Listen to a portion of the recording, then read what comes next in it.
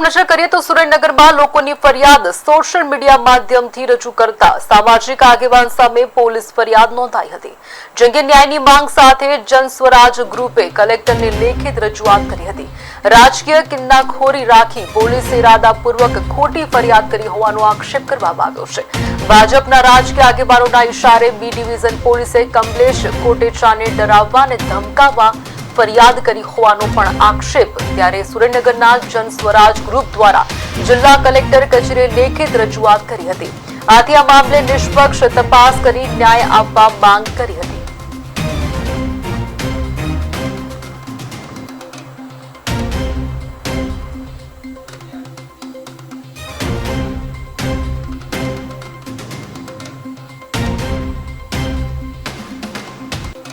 સુરેન્દ્રનગર જિલ્લા કલેક્ટર સાહેબને એક રજૂઆત અને એક આવેદનપત્ર આપવામાં આવ્યા હતા કે આજે સુરેન્દ્રનગર જિલ્લાનું તંત્ર લાજવાની જગ્યાએ ગાજી રહ્યું છે। આજથી 2 દિવસ પહેલાં વાલમ પાર્કના રહેવાસીઓના ઘરમાં પાણી ઘૂસી ગયેલા હતા, રોડ રસ્તા ખરાબ હતા। ત્યારે જનતા રોડ રસ્તા ઉપર જ્યારે આવી હોય અને ત્યારે લોકસેવક અમારા કમલેશભાઈ કોટેચાને બોલાવ્યા અને અમારા કમલેશ કોટેચા ત્યાં હાજર ગયા અને મામલો થારે પાડી અને જનતાની સાથે રહી અને રજૂઆત કરતા હતા અને ચક્કાજામ થયેલો।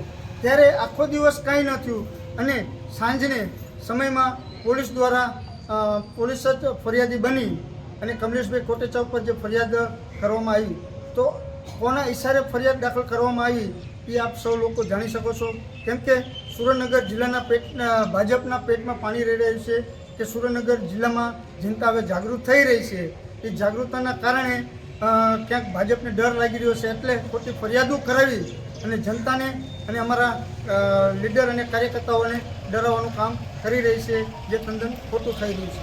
અમે જે કમલેશભાઈ કોટેચા ઉપર 2 દિવસ પહેલાં જે ખોટી ફરિયાદ બી ડિવિઝનમાં દાખલ કરવામાં આવી તે અનુસંધાનમાં અમે કલેક્ટર સાહેબને રજૂઆત કરવા માટે અમે વેપારી મંડળ એસોસિએશન લોકો અમે અહીંયા આવેલા કે જે હાલમાં જે કમલેશભાઈ કોટેચા ઉપર જે ખોટી ફરિયાદ દાખલ કરવામાં આવી છે, જે કેસરિયા બાલમ પાસે જે પબ્લિક રોડ ઉપર આવી ગઈ હતી અને એ અનુસંધાનમાં કમલેશભાઈ કોટેચાને ત્યાં ફોન કરીને પબ્લિક દ્વારા બોલાવવામાં આવ્યો, જે પોલીસ સાથે ઘર્ષણ ના થાય તેના અનુસંધાનમાં કમલેશભાઈ કોટેચાએ ત્યાં જઈને મામલો થારે પાડ્યો અને પોલીસને એવું કહેવામાં આવ્યું કે મહાનગરપાલિકાના કોઈ પણ એન્જિનિયર કોન્ટ્રાક્ટરને તમે બોલાવી લો અને એમની જે પણ માંગ છે તે અહીંયા પૂરી કરી દો।